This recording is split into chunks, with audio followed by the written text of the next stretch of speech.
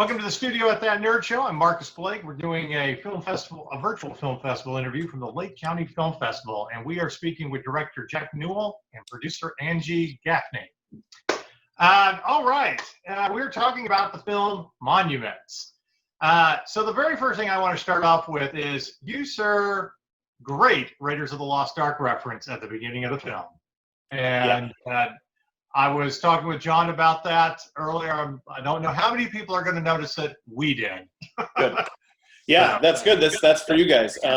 For you specifically, Marcus. All right. Marcus is going to love this. Did you catch? There's actually a couple of them throughout the whole film. Did you? I did. And actually, after everything was said and done last night, I had to put Raiders of the Lost Ark on Netflix while I was working. So I was like, yeah, why not? All right, so I want to dive into this film a little bit. I love the quirky humor behind it, and the idea. So the idea about being haunted by your loved one. How did that come about? Well, it's a true story. So no, I'm kidding. Okay. The Ghost Hunters audience out there is like, exactly. Huh? I think it was like, it's sort of, movies can do a lot of fun stuff. I mean, obviously you guys would know this since you sort of love fantasy and science fiction and sort of like nerd sort of content. Like the opportunity that film and storytelling gives you is to have, in some ways this movie's a fantasy. It's like if you got a chance to be with someone that you loved the most and you got a little bit more time with them, that would be great. That'd be wonderful. Unfortunately, It's not true. It doesn't actually happen. But that's what makes it sort of a fantasy. And I think that was sort of where it started from, is that if you lost someone but they came back, and it wasn't in a weird way or a creepy, any of those other ways, but sort of in a funny way and sort of a heartfelt, endearing way, what could we do with that? I just like the metaphor that, I mean, we're, someone you love and they pass away, you're haunted by that. Well, what if the haunting kind of becomes real in this funny, quirky, move on with your life? And my family doesn't really know what my true wishes are, but I'm going to tell you. Hence, I'm going to road trip. Yeah, exactly. I think that, there's a saying that like funerals are for the living. I don't know if you've heard that, but it's, I'm Irish, so a wake is a party. Yeah, exactly.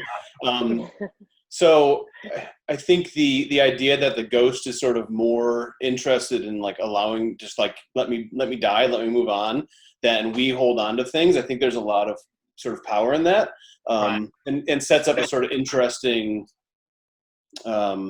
conflict, I guess, although, that's not the center of the movie, but there's an interesting tension there, I guess. Right. Angie, how did you come to this project? Jack and I were just trying to figure this out at a Q&A, but we met a while ago. can't remember exactly how. I remember Jack had he had two scripts. I don't remember what the other one was, and he sent them both to me. And he was like, "Which one do you like?" I liked Monuments. It was like, I think it was 60 pages at the time. It was a really early draft. And so we worked together for probably a year and a half, 2 years, and fine-tuning the script and doing table reads, and getting a lot of notes throughout so we could make the film that you see today.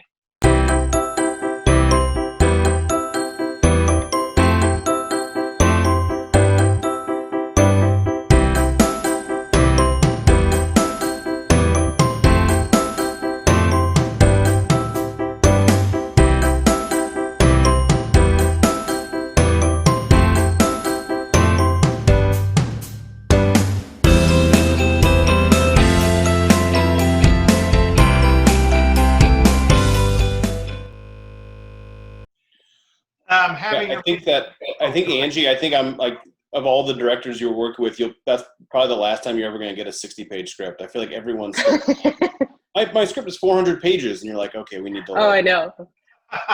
I know. It's normally the other way around. So in some ways, it was refreshing. It's like David Lean we're gonna cut some things. Right, exactly. And for the record, the other script was a musical about terrorism. So I think you chose. Oh yeah, I do. I think we picked the right one. Right. Now I'm intrigued. But so your main character being a professor of history and anthropology, was that kind of on purpose, or were you just, trying to make a Raiders of the Lost Ark reference? Because I kind of thought it was interesting that he teaches this stuff about the past and the dead, and then he's also being haunted. So I saw more into it, or No, that's it. I think you saw it into it perfectly. I think that's Okay. the intent. Yeah, for sure. I think the idea of Raiders, and there's actually a couple other sort of hidden references throughout the film that aren't from Raiders or from Steven Spielberg movies. But that one I think came out of it, where it was like we found our character in the process that Angie laid out where we were developing it, and then it was like, oh, how do we sort of use the language that we all understand to sort of base this guy? And Right. we always sort of called him like crappy. I don't know if we can swear on this. Crappy Indiana Jones. So, and then we just sort of used that and had fun with it in a way where we didn't want it to be like, oh, if you don't know, it's only good if you know it's an Indiana Jones reference. We didn't want to do that. It was like, this has to work. But we loved it. We liked the idea that we're sort of remixing Indiana Jones in this really, really weird way. Right. But it still needed to sort of work on its own. And then for folks like you, I've gotten actually a number of comments from people who are like, oh, I love the Indiana Jones. Like, Yeah. But so a road trip to Chicago, or that, going to the Field Museum. I'm originally from Chicago, so I grew up going to those museums.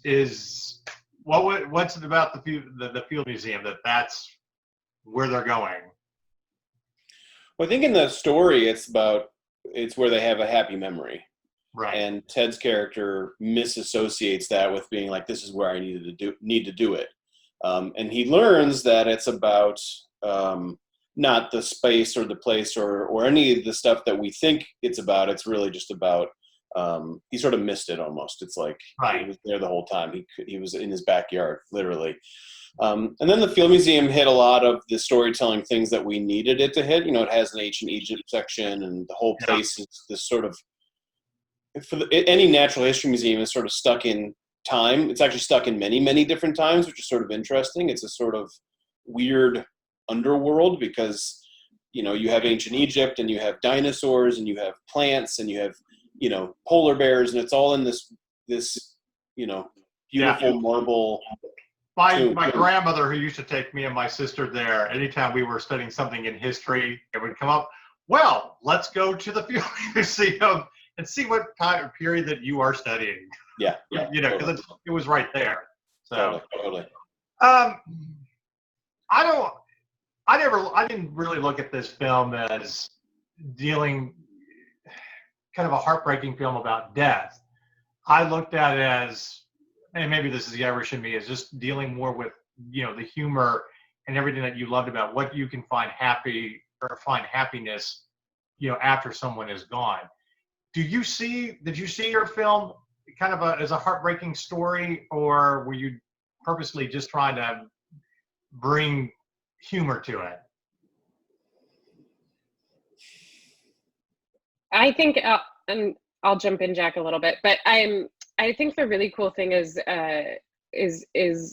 we really worked hard to capture the complexities and the depth of the range of emotions that comes with any sort of grieving process or loss or road trip adventure, for that matter. Right. And I think, I think if we're, as humans, when we start to stomach and process tragedy, it's a really wonderful tool to be able to do that through comedy. Right.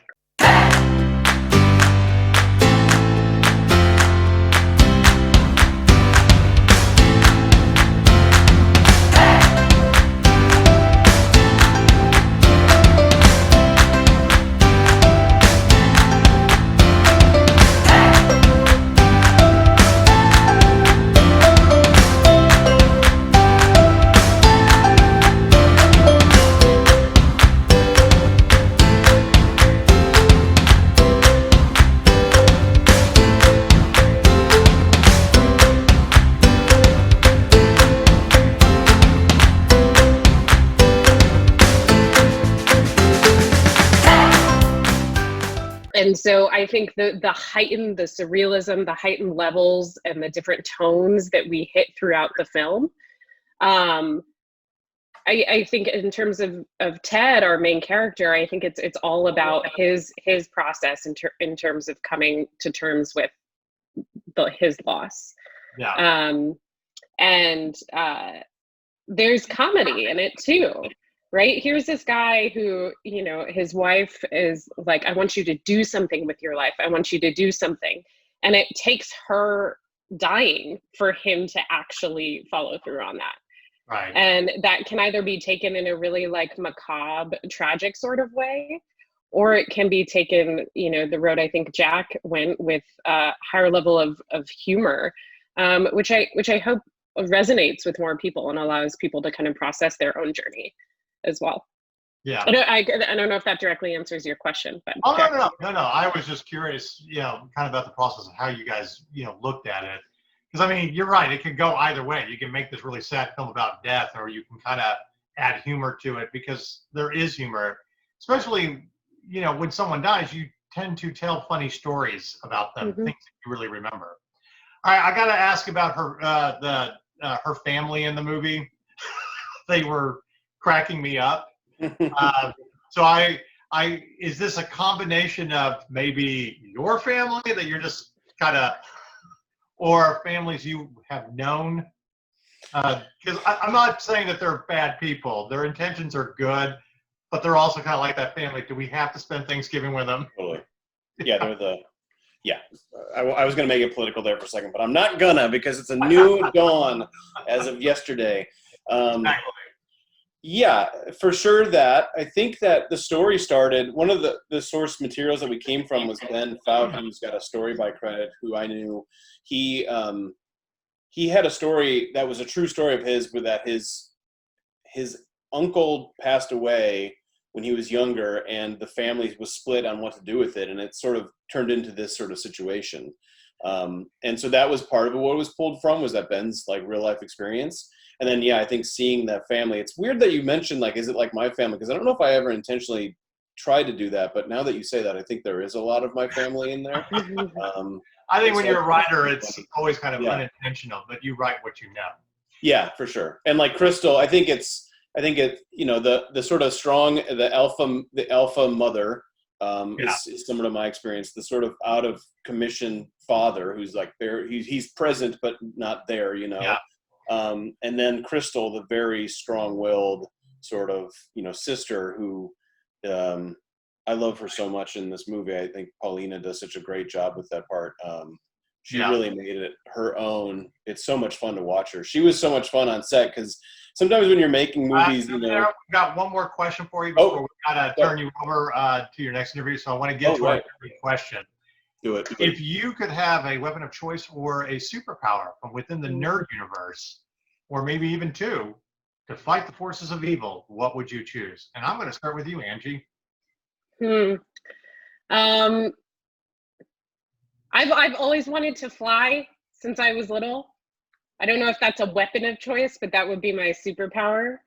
And then I would have a lightsaber. So can I have a lightsaber and I fly? Absolutely. Okay. That's really great. I'm going to go with, I think, the Wolverine sort of like healing abilities that no one can kill you sort of thing.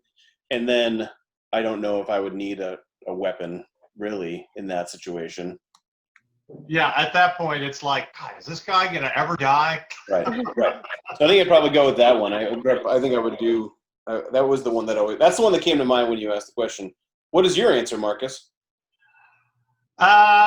It's always going to be teleportation. And I think it stems from the movie Jumper, which was kind of a letdown, but you love the idea. And then YouTube did that really great series, Impulse. I just think you can get so much more done that way. And I like the idea of jumping in and out and toying with the bad guy. No, totally. That slapstick comedy, they're trying to grab you and then you teleport right behind them. So Right.